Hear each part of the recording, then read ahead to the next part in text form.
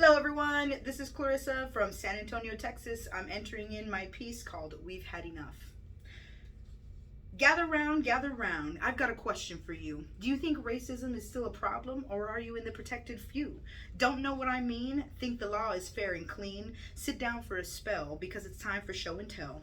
Have you heard of Austin Harrouff? This story of mental decline will put a tingle down your spine. There was a man who thought there was demons all around, and he constantly fought with his own mind.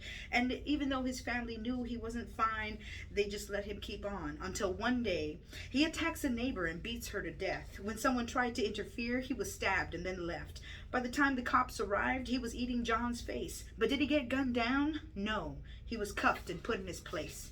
Now, this story is crazy, but it just goes to show that the color of your skin and the lineage of your kin has a lot to do with how likely you are to be put in a car or shot until the clips are empty without empathy. Now, do I want him to die? No, that's not the case. I'm just bringing attention to the fact that he was eating a man's face, and this didn't register as much of a danger as walking home from school as a black teenager. Time for another story. This one went out in the world with the guise of honor and glory. He tried to say he was in it to protect, but I ask you to come correct. It's not exactly standing your ground when you cross state lines and travel around and went directly into the maw of racial discontent just to fire into it. But let's just call it what it is. It's an excuse to hunt for sport. And no one told him to abort. And then when he went to court, he says, I didn't do anything wrong. It was self-defense. Help me make it make sense. A murderer who fancies himself a vigilante, except instead of prowling alleyways looking for crime, he just crossed state lines to stand in a crowd and wait to gun people down. Everyone was gathered around to protest another shooting of a black man by the police, and he was under the belief that he had every right to be there to protect himself. And instead of teaching him a lesson for murdering two and injuring one, they let him go, and he has the audacity to ask for his gun.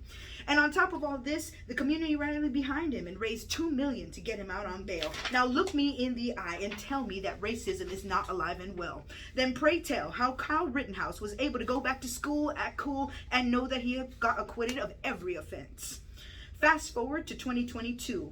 I've got another one for you. We've got another misguided one of America's bright sons, who believes in the Great Replacement, an ideology raised from fear and discontent, that people of color will swallow up white society whole. Wait, hold up. Let's go to the polls. Serial killers in U.S. 82% of American serial killers are white. So tell me again how people of color impose a danger to the plight of the white is always right. Mass shooters in U.S. There have been 124 mass shootings in the last 40 years, and 53% of shooters have been white. But people of color still have them mad, confused, and in fear, when it's really people of color are the ones holding their loved ones in tears. So this young monster set out with a goal. He decided it was his role to level the playing field. So he did his research, and the results did yield a black-owned business in a predominantly black neighborhood, and he traveled there and was up to no good.